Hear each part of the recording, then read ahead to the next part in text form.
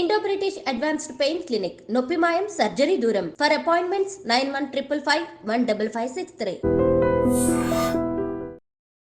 అందరికీ నమస్కారం. నేను మీ ఆయుర్వేద డాక్టర్ చిట్టిపొట్ల మధుసూదన శర్మని. మనం ఈ వీడియోలో థైరాయిడ్ గ్రంథి పనితీరును మెరుగుపరిచేందుకు గచ్చకాయ వైద్యం అనేటువంటి అంశాన్ని గురించి తెలుసుకోబోతున్నాం.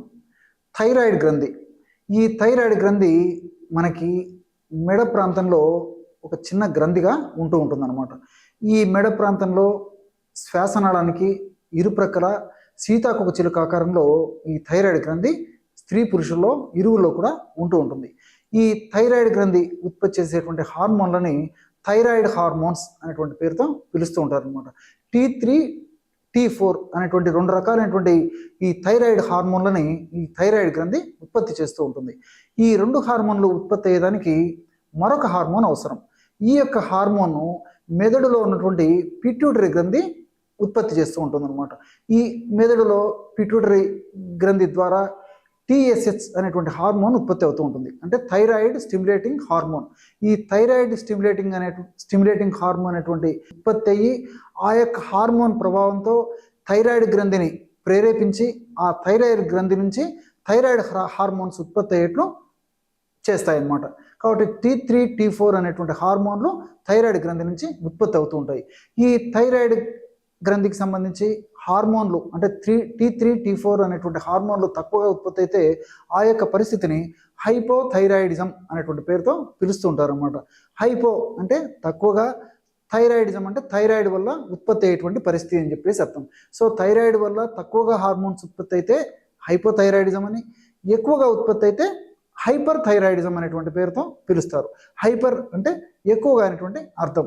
కాబట్టి థైరాయిడ్ గ్రంథి ఎక్కువగా హార్మోన్స్ ఉత్పత్తి చేసినప్పటికీ సమస్యలు వచ్చేటువంటి పరిస్థితి ఏర్పడుతుంది.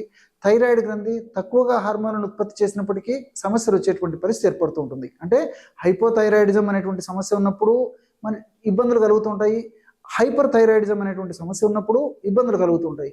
కానీ ఈ రోజుల్లో చాలా మందిలో 100లో దాదాపు 70% మంది పైనే హైపోథైరాయిడిజం అంటే థైరాయిడ్ గ్రంథి హార్మోన్లు ఉత్పత్తి తక్కువ కావడం వల్లనే జరుగుతూ ఉంటుందన్నమాట. ఈ యొక్క సమస్య ఉన్నప్పుడు చాలా ఇబ్బంది పడేటువంటి పరిస్థితి ఏర్పడుతూ ఉంటుంది. ఈ యొక్క సమస్యను చక్కదిద్దేందుకు ఆయుర్వేదంలో అనేక రకాలైన ఔషధాలు మనకి తటస్థపడుతూ ఉంటాయి అన్నమాట.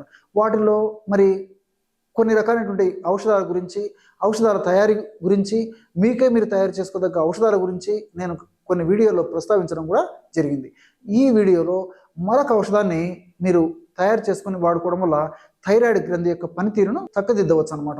ఎలాగంటే ఇప్పుడు మనం చెప్పుకోబోయేటువంటి ఔషధము హైపర్ థైరాయిడిజంకి పనిచేస్తుంది, హైపోథైరాయిడిజానికి పనిచేస్తుంది. అంటే ఈ ఔషధంలో ఉన్నటువంటి రసాయన పదార్థాలు, ఔషధ తత్వాలు, రసాయన గుణాలన్నీ కూడా థైరాయిడ్ యొక్క పనితీరును చక్కదిద్దేందుకు ఉపయోగపడతాయి.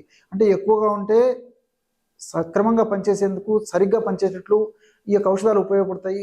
థైరాయిడ్ గ్రంథి సరిగా పనిచేయకపోతే సమర్థవంతంగా పనిచేసేటట్టు కూడా ఈ యొక్క ఔషధాలు ఉపయోగపడతాయి. మరి ఈ ఔషధాన్ని ఎలా తయారు చేసుకోవాలంటే గచ్చకాయ, ఒక్కటి గచ్చకాయ తీసుకోండి. అదేవిధంగా 5 మిరియాలు తీసుకోండి. అట్లే 1 గ్రాము నల్ల జీలకర్ర పొడి తీసుకోవాలి. మళ్ళీ చెప్తాను చూడండి, ఒక గచ్చకాయ, 5 మిరియాలు, నల్ల జీలకర్ర 1 గ్రాము. మరి ఔషధాన్ని ఎలా తయారు చేసుకోవాలంటే గచ్చకాయని తీసుకొని నలగొట్టేసేస్తే లోపల పప్పు ఉంటుందన్నమాట. ఆ పప్పుని కాస్త కొద్దిగా 1-2 చుక్కలు నెయ్యి వేయించేసేసి మనం పెట్టుకుండాలన్నమాట.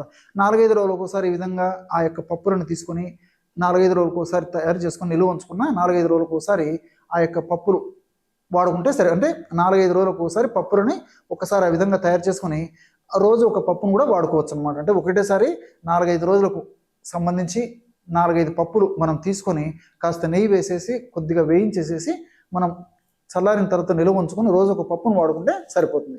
గచ్చకాయ పప్పు 1 తీసుకోవాలి, 5 మిరియాలు తీసుకోవాలి. అట్లే నల్ల జీలకర్ర పొడి 1 గ్రాము. ఈ 3 పదార్థాలు బాగా మెత్తగా నూరేసేసి అందులో కాస్త తేనె కలిపేసి రోజు ఉదయం పూట పరిగడుపున ఆహారానికి ఒక 15 నిమిషాల ముందు తీసుకుంటున్నారనమాట. ఈ విధంగా క్రమం తప్పకుండా రోజు ఒక్కసారి ఈ యొక్క ఔషధాన్ని ఈ పద్ధతిలో వాడుకోవడం వల్ల చాలా సమర్థవంతమైనటువంటి ఫలితాలు కలిగి ఆ థైరాయిడ్ యొక్క గ్రంథి యొక్క పనితీరును మెరుగుపరిచేందుకు చాలా చక్కగా ఉపయోగపడతాయి. ఈ యొక్క ఔషధము మరి ఈ ప్రమాణం కంటే ఎక్కువగా వాడుకోకూడదు అనమాట. ఎందుకంటే గచ్చకాయ చాలా శక్తివంతమైనటువంటి ద్రవ్యము. అంతేకాకుండా ఒక్క పప్పు కంటే ఎక్కువ ఎటువంటి పరిస్థితుల్లో వాడుకోకూడదు.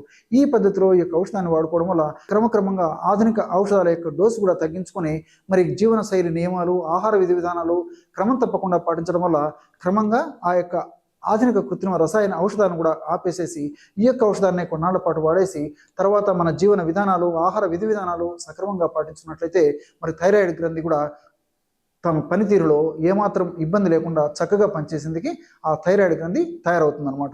ఈ యొక్క ఔషధాన్ని మనం ఈ విధంగా వాడుకుంటూ ఒక 2 రకాలైనటువంటి ఆసనాలు కూడా మరి అవసరాన్ని బట్టి చేసుకుంటే సరిపోతుంది. ఇందులో సర్వాంగాసనము, ఉష్ట్రాసనం. ఈ రోజుల్లో శాస్త్ర సాంకేతిక రంగాలు బాగా అభివృద్ధి చెందాయి కాబట్టి గూగుల్లో సెర్చ్ చేస్తే మనకి ఈ యొక్క సర్వాంగాసనం ఎలా వేయాలి, అదేవిధంగా ఉష్ట్రాసనం ఎలా వేయాలి, ఈ 2 ఆసనాలు కూడా ఏ టైంలో ఎలా వేయాలి, ఏ వయసులో వాళ్ళు వేయాలి, ఎంతసేపు వేయాలి, ఎన్నిసార్లు వేయాలి, ఏ పద్ధతిలో వేయాలి మొదలు వివరాలన్నీ కూడా మనకు తెలుస్తాయి. కాబట్టి మరి వీలుంటే, అందుబాటులో ఉంటే, మీకు అవకాశం ఉంటే గురువు సమక్షంలో కొన్నాళ్ల పాటు ఈ సర్వాంగాసనము, ఉష్ట్రాసనము మీరు అభ్యసించి నేర్చుకొని తర్వాత మీరు ఇంట్లో క్రమం తప్పకుండా కొనసాగించండి. అటువంటి అవకాశం లేనటువంటి వాళ్ళైతే గూగుల్ సెర్చ్లో నేను చెప్పినటువంటి పద్ధతిలో ఇవి చూసి వాటి ద్వారా మీరు ఆ యొక్క విజ్ఞానాన్ని పొంది ఆ యొక్క ఆసనాలు కూడా వేయడం వల్ల చాలా సమర్థవంతమైన ఫలితాలు కలుగుతాయి. చూశారు కదా ఎటువంటి సులువైనటువంటి ఔషధ యోగాన్ని ఈ థైరాయిడ్ గ్రంథి పనితీరు మెరుగుపడేందుకు మీరు ఈ వీడియోలో తెలుసుకున్నారో. మరొక వీడియోలో మరొక అంశంతో మళ్ళీ కలుద్దాం. అంతవరకు నమస్కారం. మీ చిట్టిపొట్ల.